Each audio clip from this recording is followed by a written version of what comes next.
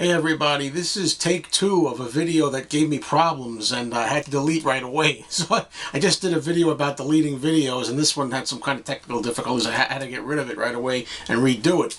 Anyway, so I'm going to make it quick. This is a video response to the Sgt. Pepper's 13. He had 4 Paul McCartney questions. Okay, and I'm sorry about the lighting in here. It's going to make some of the albums look kind of on the yellow side, I guess. But first question that he had was, what's your top 5 Paul McCartney albums? And that's something that's impossible for me really to answer. I like so many of them. And this is something that changes on any given day, you know? So I had to really think about it. And this is how it stands today. You say April 15th, 2014. Number 5 is Flaming Pie, which I just recently got on vinyl. And I just think this is a great album, and it's one of Paul's best albums from the recent years. And if you consider 1997 as a more recent year, you know, the later years, I think what happens a lot of times with these albums is, you know, you always have to, you feel obligated to pick an album from the earlier days as the great ones. Anything that's a newer album can't possibly be up there. Well, that's going to change with this album here, number 4. It's Paul McCartney's album, New, his most recent release that was just out last October. And I love this album. I have played this about 20 times. At first, when I heard it, it took some getting used to. I remember it's hard to believe now that I thought to myself, wow, there's no interesting hooks or interesting melodies or anything on this. Boy, did I change my mind about that after repeated listens. This is easily one of my all-time favorite albums by Paul, and I can't recommend it highly enough. I did a video review on this when the album first came out. I didn't think that review did it justice. I may revisit that someday. Okay. Now, the one I'm putting at number 3, this is one of those I really don't want to show because it's a predictable album, and I like to try to be original, but hey, you know, this is one of Paul's best albums in my opinion, so I have to put it in here. And it's Band on the Run, 1973. Masterpiece of sorts from Paul, you know, when he really found his footing in the commercial arena, I guess, after a few, you know, unwelcomed albums. And this is a good album. Now, I'm realizing I haven't reviewed this album. I didn't review Flaming Pie yet. So I'm giving up some of my secrets here as to what I feel are the best albums, even though I'm not going into specific tracks or anything like that.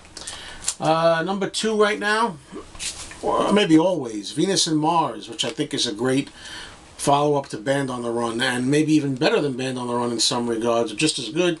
I love this album too. I think it's a really good solid Wings album. Number 1, okay, I'll get it over with fast. Ram. Everybody picks Ram these days. This has become a given. Everybody picks Ram. And it's hard to believe, though, this album came out in 1971. It was so lambasted by fans, critics, both. I mean, nobody liked this album, really, when it came out. Maybe a few people will own up to it, liking it. But now, the crazy thing is, it's considered Paul's best work. And I can't remember the last time that ever really happened with an album that was really trashed when it came out, and now it's considered the best in 20-something albums. Wow. All right, next question that Sgt. Pepper's 13 had was, what's the first Paul McCartney album you can recall buying in the store, going out and buying when it was released? I was thinking about this for a while because really the first album I ever got by Paul when it was a new album would be London Town.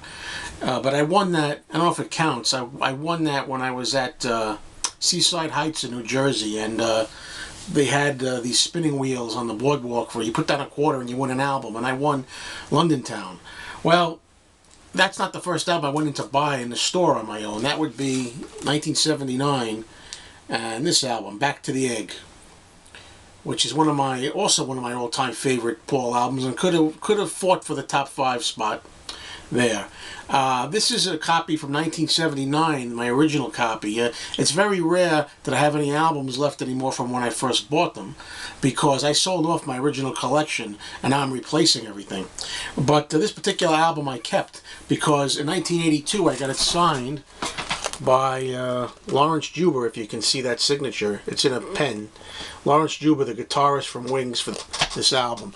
And, you know, it's funny, really, I'm realizing now, just now, that I recently made a video response to Miko in the Vinyl Corner where he asked to show the vinyl albums that we've got autographed, and I just realized I forgot to show this album. So Miko, if you're watching, this one's also an autographed album that I have.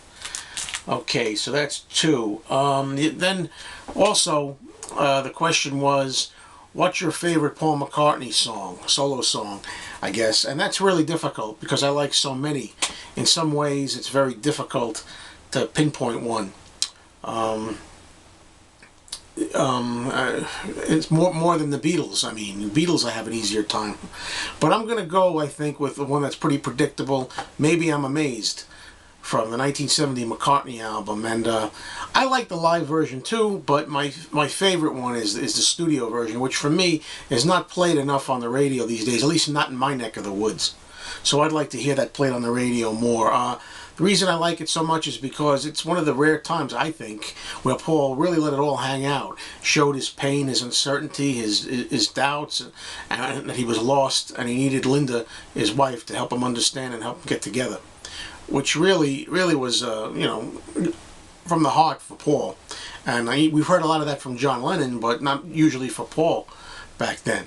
So I'm going to go with that. I could just as well have said Uncle Albert, Admiral Halsey, because even though it's kind of a silly song, I have really special memories of that when it was new and I was like a 9-year-old kid in 1971. But there's a lot of songs I could pick for that. Well, real quick, the last thing he wanted us to show was, what's a piece in your Paul McCartney collection that you'd like to show that you like the best? Well, I'm going to go with this. I'm going to take the camera over here. It's Paul McCartney's autograph that I got myself in 1993. And there's Linda McCartney next to him. I got them both the same weekend. It was February of 1993. Paul was in town doing Saturday Night Live, and unfortunately I didn't get this autograph from Paul like firsthand. He basically, it was very cold, freezing winter's day, and after waiting by the hotel for a while, he asked his assistant to come out and take in the items that fans wanted signed, and Paul signed them from inside the hotel, and then he came out a little while later waving to us and saying, "Okay, is it good? Everybody got it? You got it?" So that was good. And it's a pretty damn good signature because, you know, usually these days Paul only sign Paul M with a slash or Paul or something like that, so you know, it was good to have it like this, so I'm happy with it. Would have been nice to have a meeting in person, but hey, you know, beggars can't be choosers. Well, anyway, hope you like this video. Take care.